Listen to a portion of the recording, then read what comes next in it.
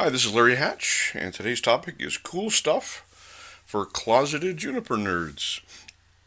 As most of you know, it's not too popular to like junipers in the general horticultural or gardening community, as they're often used as cheap filler plants.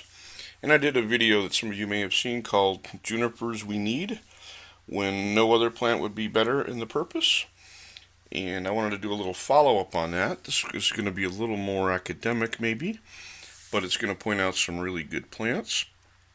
So let's dig in. I'm going to do more videos like this, but I've studied junipers, garden junipers, for about 35 years now, and very few people have worked on garden junipers in terms of a taxonomic or serious sense of identification, description, and I've written a series of encyclopedias, and one is called Cultivars of Woody Plants, and we actually have 1,100 different juniper cultivars with hundreds of pictures, and most of them describe lots of literature, lots of new research findings. I don't want to plug that too much, but please go to cultivar.org if you're interested in our whole juniper files. The first thing I wanted to point out is some new sorts of junipers that are out there. And one of them is Juniperus horizontalis Copper Harbor from bluehorizon.com nursery. And what it is it's a golden sport of bar harbor. And therefore it's going to be larger, a little taller than the mother lode type golden junipers. And it's a new plant. There is a little bit of confusion. There is a juniper that's selected from a place called Copper Harbor, I believe in Michigan, but this is not related to it. It's a golden sport of Bar Harbor, and it's available from bluehorizon.com as well as plantdelights.com on the retail level. Another golden juniper I really like is another Juniperus horizontalis called Good Vibrations, and that's a sport of the Hughes juniper. So that's going to be even taller than Copper Harbor and presumably shorter than Lime Glow, but we'll see about that. So if you like golden junipers, especially Collect horizontalis, which there are more than 60 out there now, 70 I think, you might like this one. Part of my juniper research is historical research. I sort of fancy myself as a cultivar historian. That's sort of how I look at things.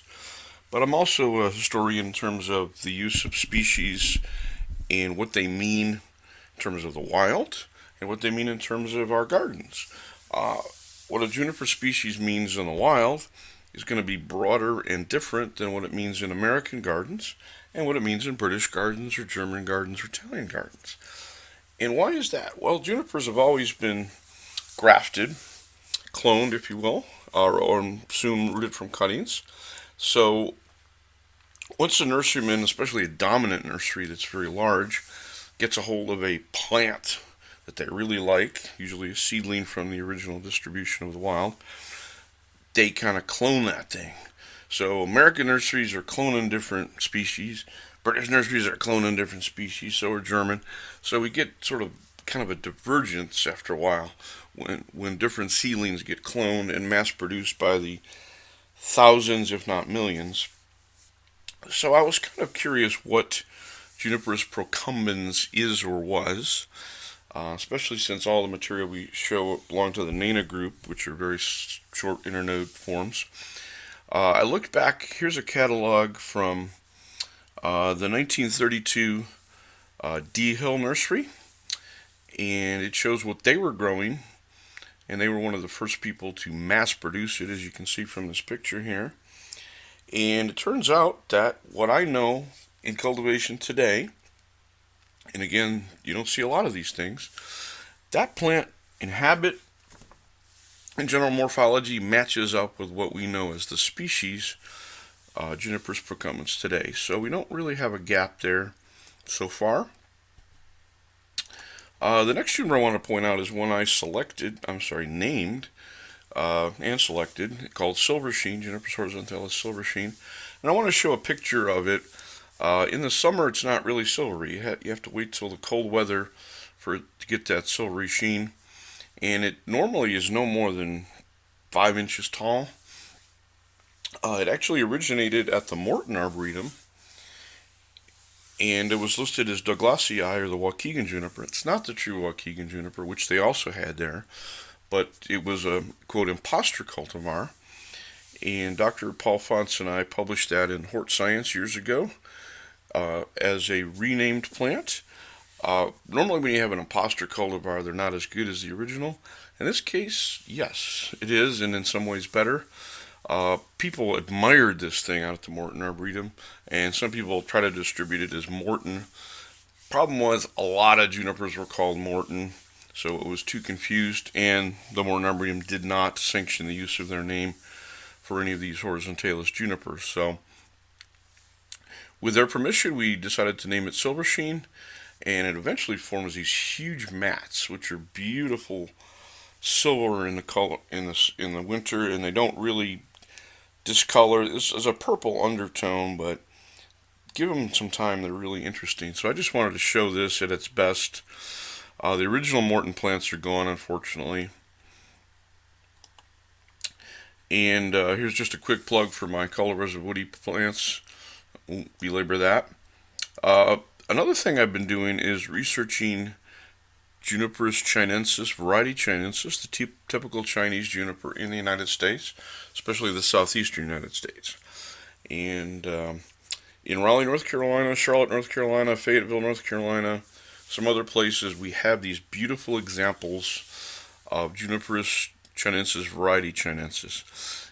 And they're beautiful dark green, and I think if you look at the swirl of this thing, you can tell that it's the parent of the Kaizuka or tortuosa type junipers. It's a less extreme twist, of course, and it's wider. Most of them are broadly pyramidal to narrowly pyramidal, not too narrowly, maybe ovoid. But I'm studying these junipers all over North Carolina and the South, and they make some beautiful plants. A lot of them are females, so they probably were cloned at some point. But the berries are not really showy like some other Chinese junipers. But they have this beautiful, beautiful look to them. The two examples I have here are from cemeteries in Fayetteville, North Carolina, where it's a little warmer than Raleigh, and so they tend to grow a little better, it seems like. I also want to put in a plug for the ultimate taxonomist of junipers. Some of you know him. It's Dr. Robert Adams of Baylor University. He has written more than 60 papers on the taxonomy of junipers, and I follow him religiously when it comes to deciding the nomenclature of species and varieties and subspecies. And I recommend the 4th edition of his book, which can be purchased from Trafford Publishing, TRAFFORD.com. And I believe you can buy it from his website, juniperus.org. He gives away many of the articles that are in the book, but the book is much more complete. He's the guy who told us that Juniperus conferta is not a conferta. It's really a variety of Juniperus rigida. Due to extremely close similarities in the chemistry and DNA, it's just a prostate form of rigida. I frankly didn't believe that, but he produced the evidence, and that's why the whole world is going with that. Let's continue on to some more research that I've been doing. And one of the things I like to do is to look for weird forms of stuff. This is one I did not create. It occurs in the J.C. Ralston Arboretum in Raleigh, and they have some interesting variegated forms of stuff and whatnot. Here's one that's fairly recent. It's called a mounding form. It's a very loose, open form. The cascades a little bit, and it's on trial. So I just thought I'd point that one out to you. Another juniper that's in the collection of the Ralston Arboretum is a highly variegated example, which has now been named Regal, R-E-G-A-L.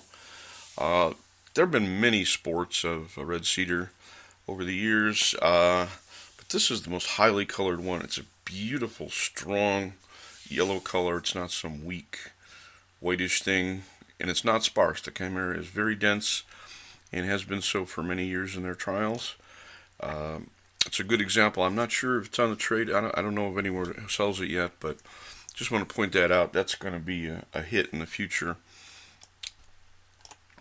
Part of my Juniper research is to go back to old nursery catalogs, which I do religiously, almost to a fault, perhaps.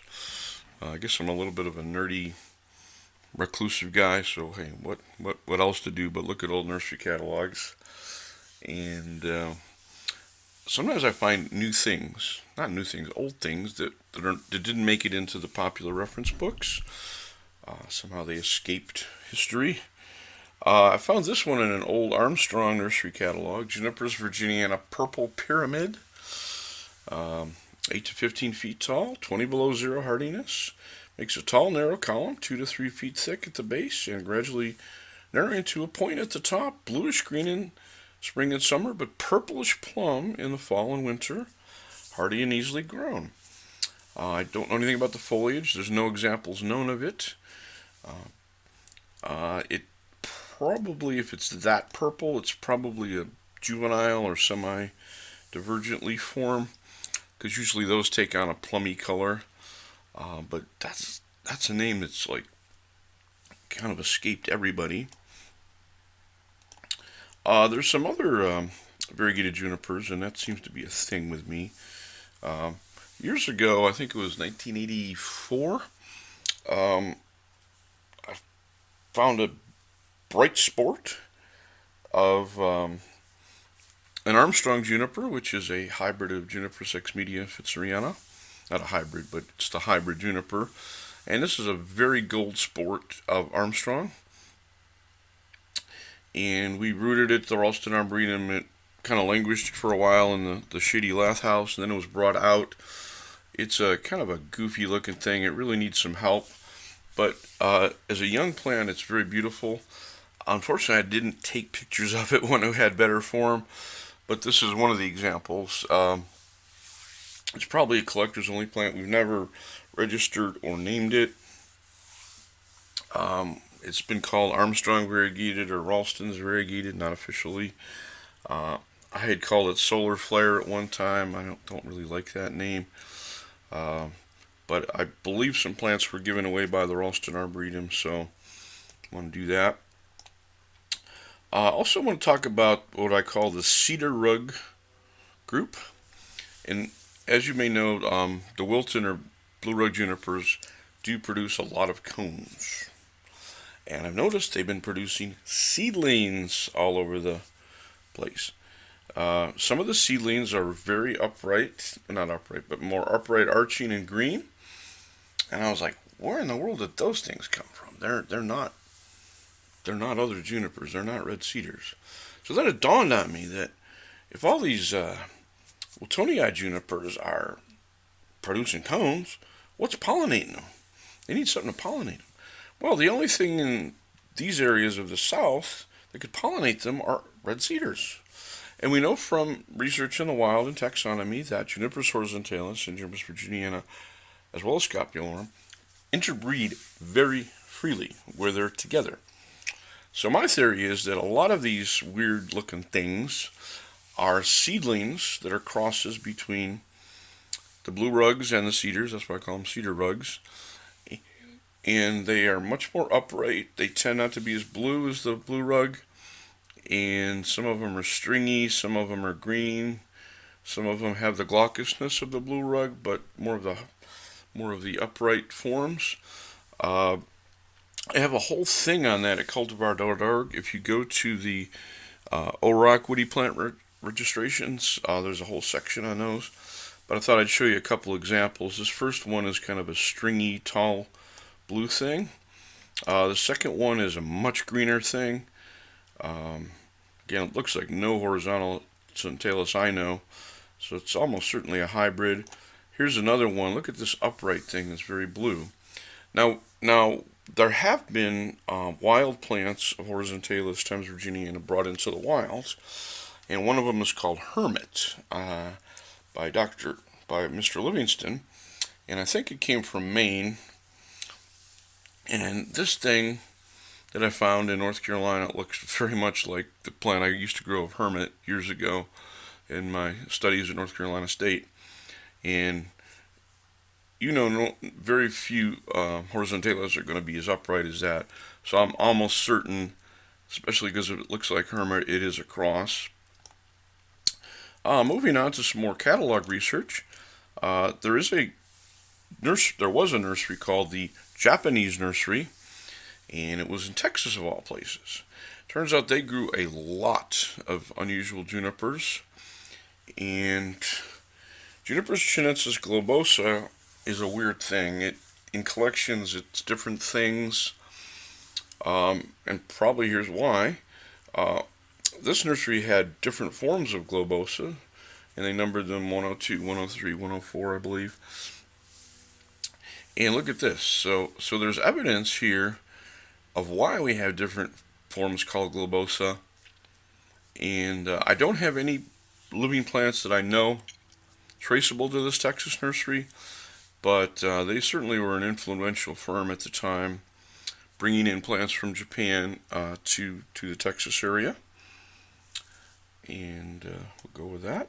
The last thing I want to say here is a couple people have asked me sort of over the years to create a Juniper Society. At the time, I was running the New Ornamental Society, so I was pretty busy with that.